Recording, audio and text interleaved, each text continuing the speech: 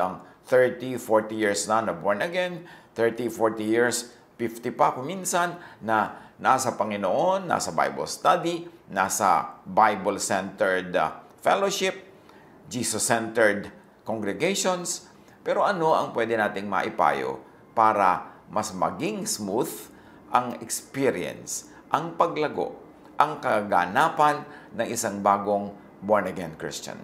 Siyempre, hindi lang sa mga bagong born-again Christian ang mga payong ito, kundi ganun din naman sa mga dati na maaaring hindi nagkakaroon ng maraming panahon para manuri, mag-isip ng mga naging karanasan nila at mga magiging karanasan pa. 7 payo sa born-again or mga payong sanay narinig noon palang una o mga payong dapat marinig habang maaga pa lang. Iba-iba ang interpretation at application ng Bible ng iba't ibang teachers and churches. Yan ay isang dapat maging malinaw sa isang bagong nag-aaral ng Biblia, bagong napasali sa isang religious group, lalong-lalo na kung ito ay very Bible-based, na hindi yung interpretation ng nasalihan mo, nasangkutan mo ang kaisa-isang interpretation sa balat ng lupa. Na hindi yung pinaniniwalaan ang nasangkutan mo at nasalihan ang kaisa-isang paniniwala. Sa simula pa lang dapat alam nating maraming iba't ibang interpretations. To be fair to ourselves. Para hindi tayo masyadong mag-overcommit to something na marami pa palang ibang choices at marami ibang pwedeng aralin at unawain. So, manuri. Makinig din sa iba. Yan ang ating unang payo sa mga bagong born again, bagong sali sa mga Bible study groups, bagong nagkaroon ng spiritual experience, at bagong naghahanap sa Diyos through the Bible. Huwag luluning lahat at buong-buo ang mga turo sa iyo ng newfound mong teacher. Lalo't kung ikaw ay nagiging self-righteous, judgmental, punitive, etc. as a result. Pag bago-bago nagba-Bible study, siyempre para kang tigang na lupa, kung anong ibuhos na tubig ay sinisip-sip lahat, pero kailangan mong isipin, suriin mo kung anong nagiging bunga sa iyo ng iyong Bible study. Suriin mo kung anong nagiging influence sa iyo ng iyong Bible study leader, ng iyong inaaniban, ng iyong sinasalihan. Ikaw ba'y nagiging mas mabait, mas mabuti, mas maunawain, o nagiging mapagmataas, nagiging ikaw na lang ang tama, at nahuhusga sa iba, at mahilig tayo magparusa sa kasalanan ng iba. Hindi yan ang gusto ni Jesus na bunga sa atin ng pag-aaral. Proverbs 13:14, "The teaching of the wise is a fountain of life, turning a person from the snares of death." So dapat life ang nagiging bunga sa atin ng pag-aaral, hindi death. Love, hindi hatred. Kindness and goodness, hindi self-righteousness and judgmentalism. Matthew 5:20, "Sinasabi ko sa inyo, kung ang pagsunod ninyo sa kalooban ng Diyos ay tulad lamang ng pagsunod ng mga tagapagturo ng kautusan at mga pariseo," sabi ni Jesus, "hinding-hindi kayo makakapasok sa kaharian ng langit." Or hinding-hindi kayo paghaharian ng Diyos. Hinding-hindi magiging kaharian ng Diyos ang inyong puso, ang inyong isip, na ang bunga ay kapayapaan, katahimikan, kapahingahan, pag-ibig. Sabi ganoon, kung matutulad lang kayo sa mga teachers of the law and Pharisees, you will never experience the kingdom of God. Your heart, your mind will not be the kingdom of God, and you will never experience the rule of God in your lives. So kung bagong-bago pa lamang tayo nagba-Bible study na born again, nasasangkot sa mga religious groups, huwag ipambato sa kapwa ang mga bagong verses mong napulot. Kasi may tendency na pag bagong-bago mong nalaman, hot na hot ka, naglalagablab ka na parang bulkan, tapos gusto mong ibato na parang lahar at nagbabagang mga bato ang lahat ng mga natututunan mo sa iba. Gustong ibato natin sa iba yon. I-apply sa sarili muna, pero huwag ipilit sa iba. Kung meron naging pagbabago sa iyong buhay, well, magbago ka according to your conviction, pero huwag mo munang pilitin agad na magbago ang iyong kapwa, kalad ka rin sila, itulak, at sakalin para magbago. Huwag gamitin ang bagong alam na verses para makipagdebate at makipag-away. Isa ito sa mga madalas ay patibong na nakakahulugan ng maraming bagong-bago sa pagbabible study, humihilig sa debate, humihilig sa pakikipag-away, humihilig sa paghahanap ng mali ng kapwa. Kaya wala lalong madala ng mga kaluluwa sa paanan ng Diyos o doon sa kanyang sekta. Proverbs 17:14, starting a quarrel is like breaching a dam. So drop the matter before a dispute breaks out. Huwag daw sisimulan ng away kasi pag nasimula na, ang hirap ng tapusin. Lalong-lalo makikipag-away ka sa iyong kasambahay, kasama sa bahay, kapatid, kamag-anak, kaibigan, kasama sa trabaho dahil sa mga bagong-bagong verses mong nalaman. Ano naman ang malay mo makipag-away kung nag-aaral ka pa lang ng 1 linggo, 2 linggo, 3 buwan, kahit 1 taon, kahit 2 taon, hindi ka pa expert. So, hindi dapat makipag-away. Dapat laging humble, laging naghahanap ng patuloy na pangunawa. At sabi nga natin, you will know something by its fruit. So yung teaching, anong fruit sa'yo? Bumabait ka ba? Bumubuti ka ba? O sumusungit, nagiging palaway? Proverbs 17:19, whoever loves a quarrel, loves sin. Whoever builds a high gate, invites destruction. So kung nagsasalita ka ng mataas tungkol sa iyong bagong-bagong pananampalataya, nagsasalita ka ng mataas tungkol sa mga hindi mo naman lubos na uunawaan, naghahamon ka lang ng away noon, naghahanap ka ng gulo at malamang ikaw ay mapahamak o mawalan ka ng spiritual strength and power to bring people to your side of spirituality. Proverbs 20 verse 3, it is to one's honor to avoid strife, but every fool is quick to quarrel. At nakakalungkot, marami mga tao, pag nagsimula silang mag-Bible study, nagsimula silang may malaman na verses, nagiging palaway. Nagiging mataliman dila, madali agad mag-correct ng kapwa, parang ang expert na siya para mag-correct. Yung nalaman naman niya, napulot lang siya niya sa nagturo sa kanya, hindi pa niya nasuri, hindi pa niya napag-aralan mabuti on his own, pero akala mo talaga, ang galing-galing na, maraming nangyayaring ganyan. Iwasan natin yan. 2 Timothy 2:24, ang lingkod ng Panginoon ay hindi dapat makipag-away. Sa halip ay dapat siyang maging mabait sa lahat, mahusay, magturo, at matyaga. Again, ano ang mga payo natin sa mga bagong born again? Bagong nagsisimulang ma-involve sa mga Bible studies, sa mga spiritual communities?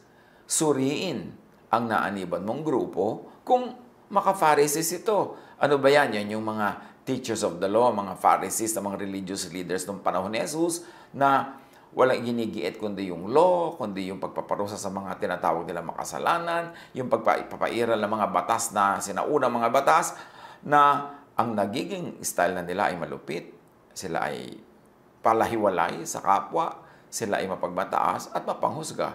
At yun ang number 1 na tinuligsa ni Jesus. Sadly, maraming modern day Pharisees. Akala natin naubos na sila noong panahon ni Jesus. No, patuloy pa rin silang nabubuhay. At ngayon, sa pangalan pa nga kumisa ng Diyos, napakarami nilang hinuhusgahan, napakarami nilang inaaway, dinedebate, napakarami nilang sinihigpitan, sinasakal, at hindi naman ganun ang style ni Jesus. So, suriin kung ang naaniban mo ay yung mga maka-Pharisees, istrikto, mapanghusga, at mapagparusa, mapang-reject na mga taong hindi nila tinatanggap na holy enough. Or, ang naaniban mo ba ay maka-Jesus?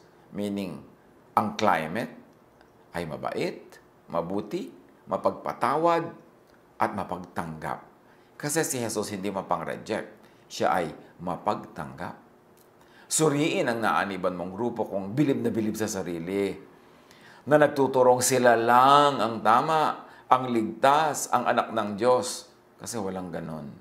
Lahat tayo'y fellow seekers, naghahanap, nagsisikap, at pinupunan ng ating mga pagkukulang ng pag-ibig ng Diyos.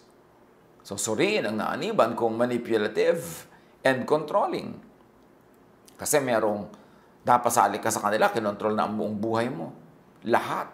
Love life mo, hanap buhay mo, kinakain mo, isinusuot mo, lahat na yung mga pangarap, isusuko mo sa agenda ng sekta. Well, napakaraming ganon. Kaya mag-ingat tayo. Kasi hindi ganun si Jesus. Jesus sets free. Binibigyan niya ang mga tao sa kanyang paligid ng laya. Pumili, layang kumilos, at kahit layang magkamali, hindi niya pinaparusahan agad. Hinahayaan niyang matuto ng matuto mula sa mga pagkakamali. Psalm 26:2, Test me, Lord, and try me. Examine my heart and my mind. Yun dapat ang dalangin natin. Hanapan natin ang effect sa atin ang pag-aaral natin ng Biblia. At hanapan din natin at suriin yung ating sinaaniban, sinasalihan, kung ganun ba ang effect o yung mga dapat ay pag-ingatan. Galatians 5:22-23. Subalit ang bunga ng Espiritu ay pag-ibig, kagalakan, kapayapaan, pagtityaga, kabaitan, kabutihan, katapatan, kahinahunan, at pagpipigil sa sarili. Walang batas laban sa mga ganito. So, malinaw. Kailangan ang nagiging bunga sa iyo ng pag-aaral ng Biblia, ng pagsali sa religious groups, pagsali sa mga religious activities, ay ikay nagiging maibigin. Ikaw ay magalakin. Meron kang kapayapaan, pagtitiyaga, kabaitan, kabutihan, katapatan, kahinahunan, at pagpipigil sa sarili. Pati rin yung grupong inaaniban mo o obserbahan mo kung ganyan ang nagiging bunga ng Espiritu sa kanila. Isa pang payo sa bagong born again, sa bagong kasasali pa lang sa religion o religious group or activity, make a stand against church bullies. Ano ba yung church bully? Di ba merong street bully? Yung mga maton dyan, yung mga naggagaling-galingan dyan, tapang-tapangan, na inaapi-api nila yung mga dumadaan, binubugbog nila, sila, hinihingan nila kung minsan ng pera, hinihingan nila ng kung ano-ano, para sila kung sino. Well, meron ding bullies sa church. Yung mga kapwa believers mo lang, pero nambubuli, pinakikialaman ng personal choices and private life mo. Nagpupulis tungkol sa iyong spiritual, social life. Naninita, nanguhuli, at nanguhusga. May nagpaparusa pa nga, hindi naman sila ang Diyos. Mag-ingat sa mga ganito sa church. Pag bagong sali ka pa lang sa isang group, hindi mo maiiwasan na may bully. Yung pati suot mo, papakialaman niya, didiktahan niya. Si Jesus nga, hindi nang himasok sa ganyang mga bagay. Kung sino ang yung minamahal, sino ang mamahalin mo, ano ang iyong ambisyon, ano ang iyong magiging trabaho, ano ang magiging vocation mo sa buhay, anong kakainin mo. May mga kasama sa church, kasama sa religious activity na ganyan. Huwag kang pumayag na ibuli ka nila. Wala silang karapatan. Your private life is your private life. Akala kasi ng mga unat nagsisimula pa lang mag-Bible study, sumali sa mga Bible study group, part of the deal yun, yung isusuko nila ang lahat-lahat nila sa kapwa lang naman nila believer, sa kapwa nila member, sa kapwa nila member na medyo matagal-tagal lang doon, nagkaroon ng konting position, parang kung sino ng mga maton. Kailangan keep your freedom. Jesus died to set you free. Hindi part ng spirituality ang maging doormat. Hindi part ng spirituality ang magpaapi at magpakontrol sa iba. Akala kasi nila, ng iba, kasali yon sa pagiging mabuti at mabait. John 13:34-35. Isang bagong utos ang ibinibigay ko sa inyo ngayon, sabi ni Jesus. Magmahalan kayo. Kung paano ko kayo minahal, gayon din naman, magmahalan kayo. Kung kayo'y may pagmamahal sa isa't isa, makikilala ng lahat na kayo'y mga alagad ko.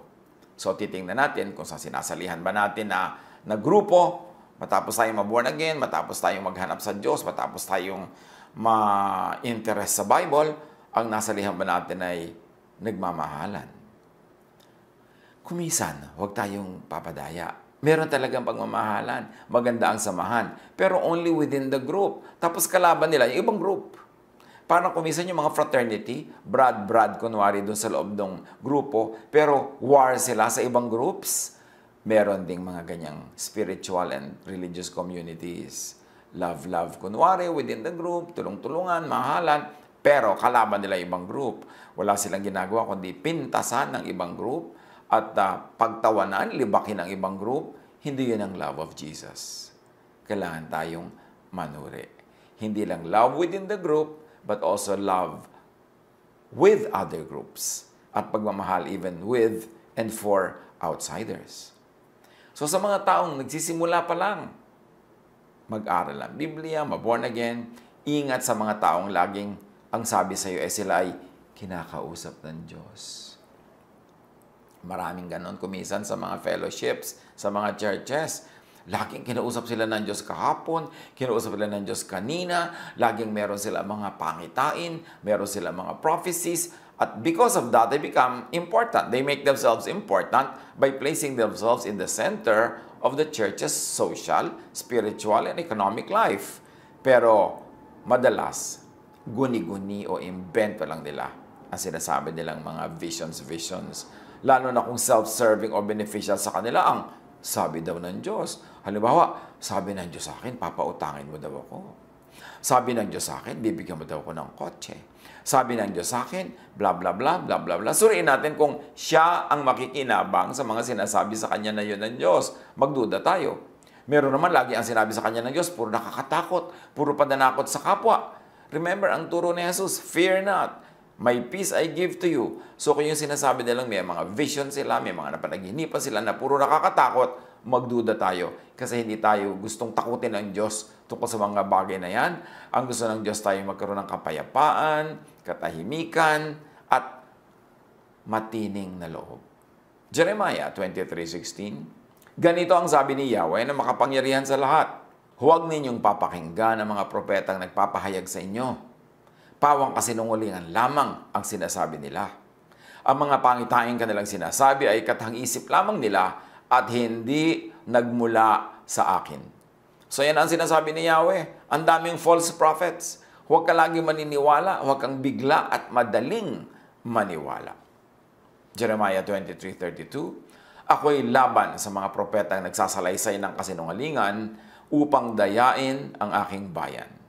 Hindi ko sila sinugo at wala silang kabutihang magagawa sa bayang ito. Another payo sa mga bagong born again o kahit matagal na pero parang nalilito-lito pa dyan sa mga pasikot-sikot ng buhay espiritual, ingat sa mga wolves in sheep's clothing. Yung mga mapagsamantala. Nakikisalamuha para makipagsamantala. Kuminsan nakikisama sa mga fellowship, sa mga prayer, para pala makahulog ang loob mo sa kanila at mautang na nila ang pera mo, para makuha nila ang iyong mga kabuhayan, para pakinabangan ka nila. Maraming ganon. Sumasali sa mga Bible study, sa mga fellowship, pero merong ulterior motive. Ito naman mga bagong born again, bago sa church, tiwalang-tiwala. Akala lahat ng tao sa church ay sheep. Pero sabi ni Jesus, merong wolves na nagmumukhang sheep. So, mag-ingat tayo dyan. Akala kasi ng iba, kung sila ay na born again, nakasali sila sa isang community, ay pwede na sila magtiwala sa lahat. O kaya, parang honeymoon period pa sila with the Spirit, sobra silang Pollyannish, lahat ay positive, ang pagtiwala, at yun ang madalas mapagsamantalahan ng iba. Mark 12:38-40. Sa kanyang pagtuturo, sinabi ni Jesus, mag-iingat kayo sa mga tagapagturo ng kautusan na mahilig magpalakad-lakad na suot ang kanilang mahahabang damit at gustong-gusto nilang binabati ng mga paggalang sa mga pamilihan. Ang gusto nila ay mga natatanging upuan sa mga sinagoga at ang mga upuang pangdangal sa mga handaan. Inuubos nila ang kabuhayan ng mga byuda at ang mahahaba nilang dasal ay mga pagkukunwari lamang.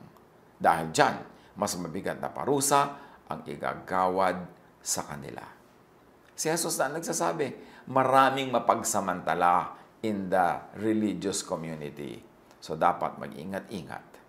At ang ikapito, sa pitong payo natin ngayon sa mga bagong born again o mga dati na pero madalas pa ring malito o maisahan, ingat sa business partnerships with the kapatiran. Madalas ang ending ay samaan ng loob, away, hiwalayan, o demandahan pa nga. Nangyayari yan. Mas mainam kuminsan huwag makipag-business partner sa mga kasama sa Bible study, sa mga kasama sa church, kasama sa fellowship. Kasi ang hirap pagka nagkasira kayo sa business, kasama yung buong involvement nyo sa inyong spiritual community. Pati yung membership nyo nadadawit, yung activity nyo sa church nadadawit. mas mabuti pa. Huwag na lang makipag-partner with churchmates. Yan naman ay kung hindi ninyo sigurado at hindi nyo kilala talaga yung tao. Kung minsan nga kilala mo na, biglang nagkaka-surprise pala. May iba palang ilalabas na darkness yung tao. So, mas mabuti, ingatan yung spiritual relationships. Huwag haluan ng business kung hindi kayo sanay at hindi kayo tiyak. Ingat lang para lumago sa pananalig ng may kasiyahan, balance, at kapayapaan. Do not be the one who shakes hands in pledge or puts up security for debts. Isa itong paalala sa mga mahilig mag-guarantee ng utang, sa mahilig mga sumalo at sumagot sa utang ng may utang, tapos hindi naman siya nababayaran, nagkakasira sila, nagkakagalit din lang. Sabi, ingat, mas mabuti pa huwag mong gagawin ang mga bagay na ganyan. Of course, this is very specific tungkol sa pag-guarantee sa utang ng may utang, but it could be stretched to mean business transactions, financial transactions. Hanggat maaari, huwag isali ito sa iyong spiritual relationships. Dahil pag nagkaroon ng problema, nagkaroon ng aberya, ang mangyayari, pati yung spiritual relationship and activities, nadadamay. Masarap ma-born again. Masarap maging member ng isang community, masarap maging active member ng isang study group, pero tandaan lang ang mga lessons learned in a bitter way, in a sad way, by many who have gone before us. Let us learn from their experiences para ang ating magiging journey, spiritual journey, religious journey, ay maging pleasant. Let us minimize the pain. Let us maximize the joy and pleasure of our spirituality, and let us do the most good. Mag-ingat. Learn from the experiences of others. Happy new life in Jesus. God bless us all.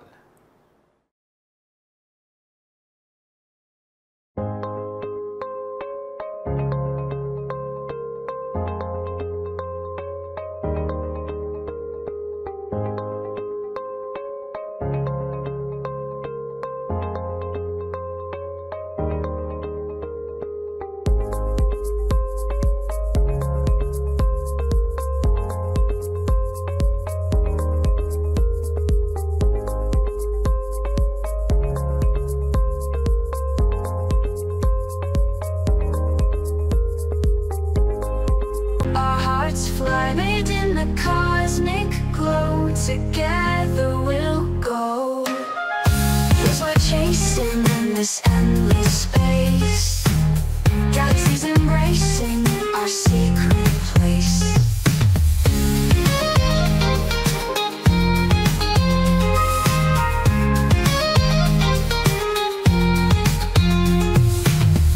Guitar strings hum with a starry embrace. So clear, guiding our pace. Under the moonlit sky, we let our hearts fly. Made in the cosmic glow, together we'll